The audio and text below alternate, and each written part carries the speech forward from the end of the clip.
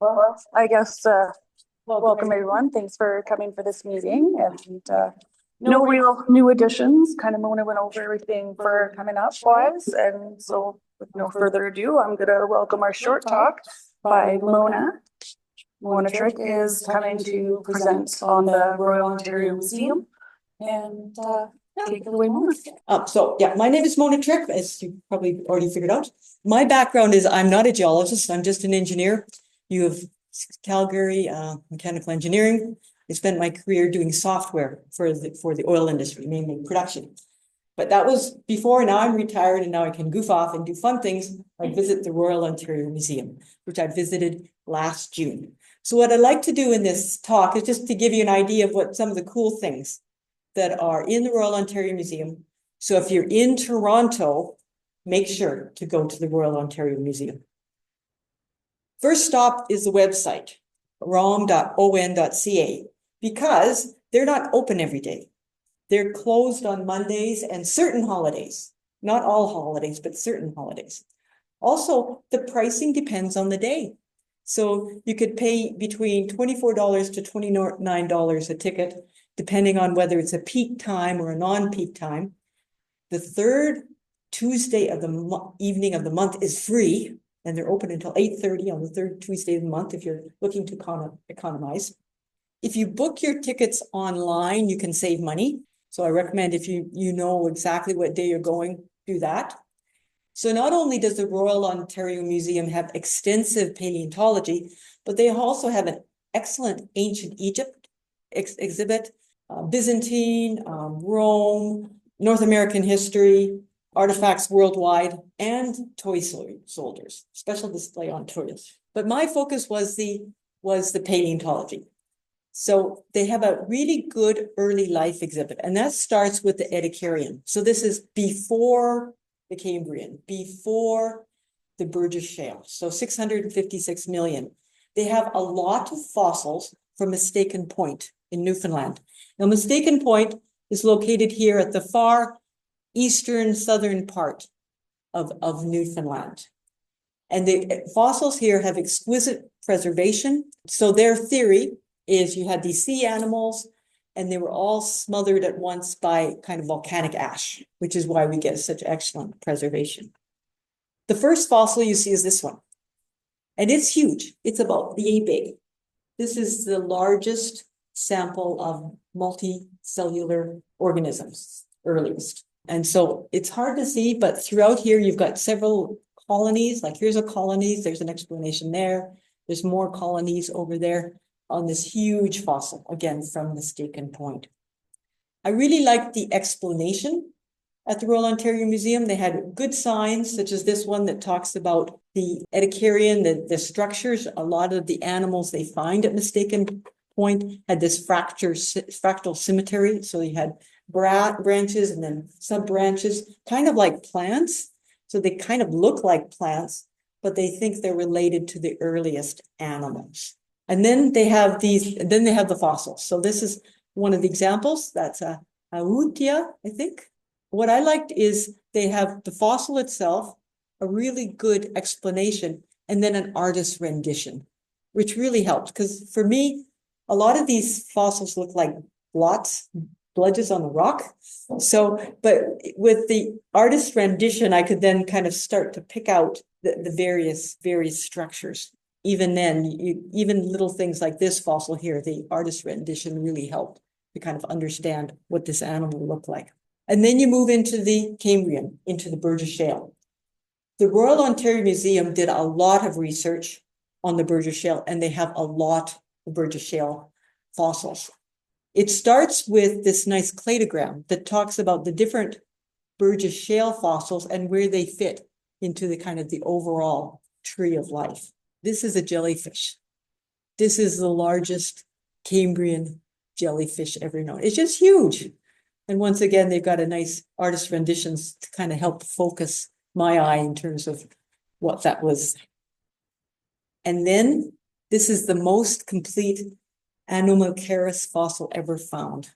So it's actually a part and a counterpart. So you've got the whole thing here, which is spectacular. And then once again, a nice artist sculpture, so you can better kind of visualize what this animal looked like to scale. This was also another cool fossil here.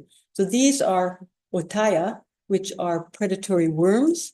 And they know they're predatory worms because it has a brachiopod in its gut, which is indicated here down here in the photos. They have an excellent museum movie on the Burgess Shale, where you can sit down in comfort and watch the different animals in the Burgess Shale kind of swim through the ocean. I watched this several times. Not only was the movie cool, but it gave me a chance to rest my feet. And then you move on. So the next set of major fossils was from Anticosti Island. So this is in Quebec. This island is in the St. Lawrence Seaway. And what's unique is it has fossils from before, during, and after the first mass extinction on Earth, which is the Ordovician-Silurian extinction, where about, I think it was about 85% of all species died out in a short period of time. So it's really cool to see these fossils that document before, during, and after this major extinction event. Throughout the museum, they have these 5 big red signs. So for each of the 5 mass extinctions, they have a sign that explains when it was. For example, this one was 445 million years ago between the Ordovician and Silurian. What happened? 85% of the Earth's species died out. And what I liked is they also presented the theory of why it happened. So in this case, the theory was you had lots of plants, they used up all the carbon dioxide, the Earth cooled quite rapidly. So it was an ice age, a big ice age in the southern hemisphere.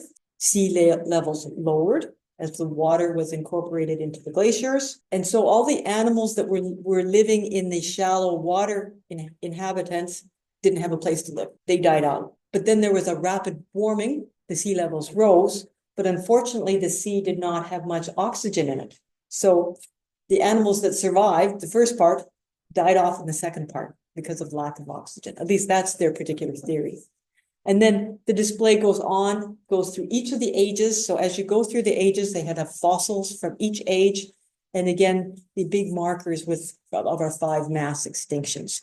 Up until the Cretaceous.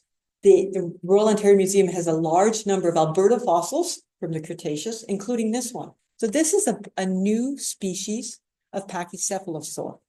It was found in southern Alberta in the Milk River Formation by the expedition that is run by the Royal Ontario Museum, the Southern Alberta Dinosaur Project, run by Dr. David Evans, who's curator at Royal Ontario Museum. He works with Michael Ryan, who's now in the Canadian Museum of Nature.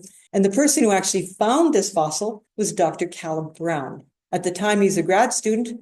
Now he's curator for the Royal Trail Museum in Drumheller. So here's the skull cap of this Pachycephalosaur, and again, a very nice artist's rendition of these fossils, of this animal. And that's where it ended, because the mammal hall was closed last year. So all of evolution stopped 65 million years ago. That's it. No, actually, since then, I've looked at the website, and yes, they do have a mammal hall, but it wasn't open. I guess they were working on it while I was there. So it's much better you probably can see a lot more of the evolution of life after this point. So I recommend that if you're in Toronto, go to the Royal Ontario Museum for sure. Make sure that that's in your schedule. If you can't go to Toronto, go to the Royal Trail Museum, because in September, I went to the Royal Trail Museum and they've really extended their early life exhibit. In fact, it looks a lot like the Royal Ontario Museum exhibit, probably because they actually cooperated. There's a little sign saying that the Royal Trail Museum acknowledges working with Royal Trail Museum to put up this display. So Royal Trail Museum has Ediacaran fossils, but they're from Australia rather than from Newfoundland. And they have and they've got a lot more of their Burgess Shale on display as well. And the Trail Museum also has the 5 red signs that mark the big extinction events that actually look very similar to the ones in the Royal Ontario Museum. So if you're near Toronto, go to the Royal Ontario Museum. If you can't make it, go to the Trail Museum in Drumheller. Thank you.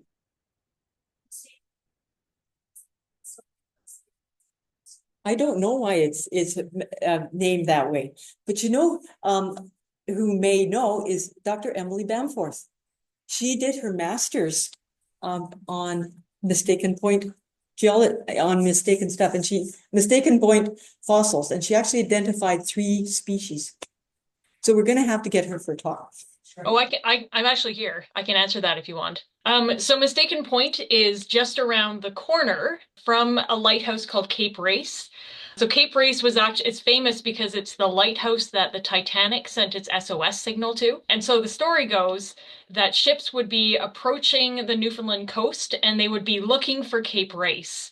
But that part of Newfoundland has got a lot of offshore rocks. And so in the fog, and it's almost always foggy out there, ships would mistake this point, now known as Mistaken Point, for Cape Race, and they would get wrecked on the rocks. So apparently there's a lot of shipwrecks out there too.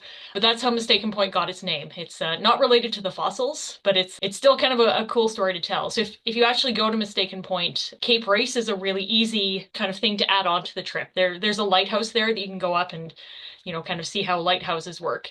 So that's how Mistaken Point got its name. Cool. Well, not as paleontology related, but still very interesting that you know. Hey, good. All right. Thank you.